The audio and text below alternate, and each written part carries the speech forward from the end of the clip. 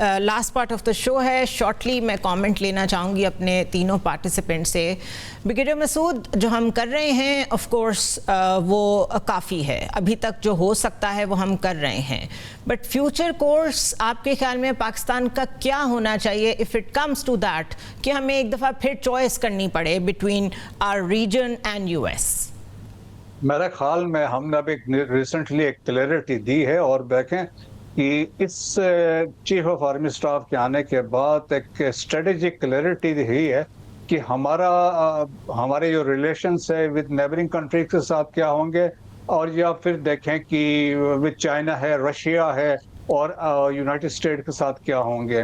तो जो हम जब कहते हैं पोल्स अपार्ट, जब रशिया, अमेरिका और चाइना में आपके फील्ड मार्शल चाइना गए हुए थे और डार साहब अभी भी वहां पे हैं, वो अमेरिका बैठे हुए थे, सो हमने एक बैलेंसिंग बायलैटरल भी और मल्टीलैटरल हमने वो एक मैसेज दिया है। और देखिए अमेरिकन को भी पता है कि हमारे इंटरेस्ट चाइना के साथ क्या है और चाइना को पता है हमारे इंटरेस्ट अमेरिका के साथ क्या है। तो देखें कि हम बिल्कुल हमारे they understand कि China is strategic partner of Pakistan, और पाकिस्तान इसमें तो शक नहीं है क्योंकि डिफिकल्ट टाइम्स में हमेशा चाइना ने हमें बेल आउट किया है और फ्यूचर में भी करेगा। जिस तरह बातचीत अभी जो फील्ड मार्शल के बाद से वहां से अब बातें अभी जो आ रही हैं इतना, और देखें अमेरिका में हमारा बड़ा इंटरेस्ट है। हमारा तो सबसे लार्जेस्ट एक्सपोर्ट हमारे अमेरिका जा रहे हैं, ओवर $5 बिलियन के हैं। तो हमारा इंटरेस्ट भी है। फिर एक जियो पॉलिटिक्स में अमेरिकन सपोर्ट हमें चाहिए। तो दैट्स वाई देखें जो हमने ये जिस तरह ये कॉन्फ्रेंस हुई थी CDS की, जिसमें अगर सेटकॉम के चीफ आए हुए थे, तो एक वो मैसेज भी था कि एक ट्रस्ट जो है ना, देखें दैट इज वेरी इंपॉर्टेंट कि एतमाद साजी जो पाकिस्तान ने इस दफा की है, चाहे वो अमेरिका के साथ है, चाइना के साथ है, रशिया के साथ है, एक स्ट्रेटेजिक क्लैरिटी है जो ये कहना चाहिए सारे एक्टर्स को कन्वे हो रही है। Doctor Shazia, same question to you, what is the best course of action for Pakistan?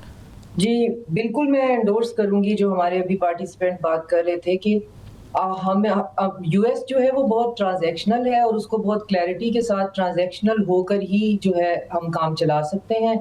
China के हमारा स्ट्रेटेजिक पार्टनरशिप है और वो बहुत लॉन्ग लास्टिंग है, तो उसको हमें उसी तरह लेके चलना है। अब यूएस के साथ जो ट्रांजैक्शनल रिलेशन है उसमें हमें उस ट्रांजैक्शन में जो हमने अभी तक किया है कि हमने अपना पॉइंट ऑफ व्यू बहुत क्लियर किया है, खास तौर पे जो एक टेररिज्म का फैक्टर है और प्लस हमारी जो इकोनॉमिक पोजीशन है, दोनों चीजें हमने बहुत क्लियरली जो है वो बता दी हैं कि टेररिज्म जो है वो कहाँ से हो रहा है और इकोनॉमिक पोजीशन हमारी ऐसी है कि हम अपने पार्टनर्स जो हैं वो उनको सेक्रीफाइस नहीं कर सकते, तो हम सबको इसी तरह लेके चलेंगे। और मेरा ये ख्याल है कि यूएस को भी अब ये समझ में आ गया है कि वो जो हेजमनी है वो शायद उसको उस तरह से वो एंजॉय नहीं कर पाएगा, नहीं हो सकती जो पहले होती रही है पाकिस्तान के साथ। इन्फ्लुएंस पे लेके चलना पड़ेगा। बिल्कुल जी, your point of view. Mubashir sahab, go ahead. Junaira, देखिए ग्राउंड रियलिटीज ये है कि हमारा टाइम टेस्टेड पार्टनर है चाइना,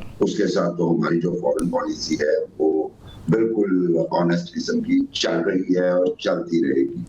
अब जो अमेरिका का मसला है, चूंकि हमारी इकोनॉमी एक तो जिसे आप कहती हैं डिपेंडेंट है लोन्स पे और इंटरनेशनल एड्स के ऊपर, और उसमें जो है अमेरिका का बड़ा मतलब होता है। दूसरी बात ये भी बात ठीक है कि यूएस की जो इन्फ्लुएंस है वो बहुत सारे ऐसी जगहों पे है जहाँ पे हमारे मिसाइल है। मसलन यूएस अभी सिंतास मुआहिदा है, उसके हम चाह रहे हैं कि वो जो मोदी गवर्नमेंट ने किया वो खत्म हो, उसके लिए यूएस इंस्ट्रूमेंटल हो सकता है, कश्मीर के मसले के सोल्यूशन के लिए इंस्ट्रूमेंटल हो सकता है।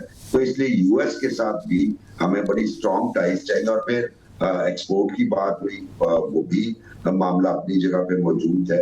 तो इसलिए हमें बड़ी वाइब्रेंट किस्म की फॉरेन पॉलिसी ना सिर्फ यूएस चाइना रिलेटेड बल्कि दूसरे ममालिक के साथ भी वाइब्रेंट पॉलिसी करनी पड़ेगी, क्योंकि हमें कुदरत ने एक बहुत शानदार ये मौका दिया जब हमने जंग जीती और उसके बाद हमारा जो रिस्पेक्ट है और हमारी आइडेंटिटी जो है वो स्ट्रांग हुई है ग्लोबल लेवल पे। तो इसका भरपूर फायदा उठा के हमें वाइब्रेंट किस्म की हमें रिविजिट करना पड़ेगा अपनी फॉरेन पॉलिसी को, और जिन लाइंस पे हम डिलैपिडेटेड फॉरेन पॉलिसी करते रहे हैं उनको बिल्कुल खत्म करके नए सिरे से हमें कुछ प्रिंसिपल्स बनाने पड़ेंगे। राइट, बहुत शुक्रिया मुबशर बुखारी साहब, आप बहुत शुक्रिया।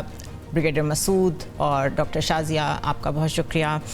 बहुत कॉम्प्लिकेटेड टॉपिक है, इतने सारे जब कॉम्प्लेक्स इश्यूज इन्वॉल्व हों, इट्स वेरी डिफ़िकल्ट कि आप एक क्लैरिटी के साथ बात कर सकें उस पर ब्लैक एंड वाइट में। लेकिन कमिंग टू क्लैरिटी, एक चीज़ जो आजकल के हालात में बड़ी खुल के सामने आई है कि जिस स्ट्रेटेजिक एम्बिग्विटी का इंडिया हमेशा शिकार रहा है, वो कहता था ये मेरी स्ट्रेंथ है, मैं ट्रेड करूँगा, चाहे रशिया से करूँ, ईरान से करूँ, चाहे यूएस से करूँ, I won't take any sides ना लेने का, फॉरेन पॉलिसी को रियलिस्टिक ना रखने का, क्लियर ना रखने का, एम्बिग्विटी का नतीजा ये हुआ है कि आज India stands isolated and this is why it is resorting to proxies and terrorism.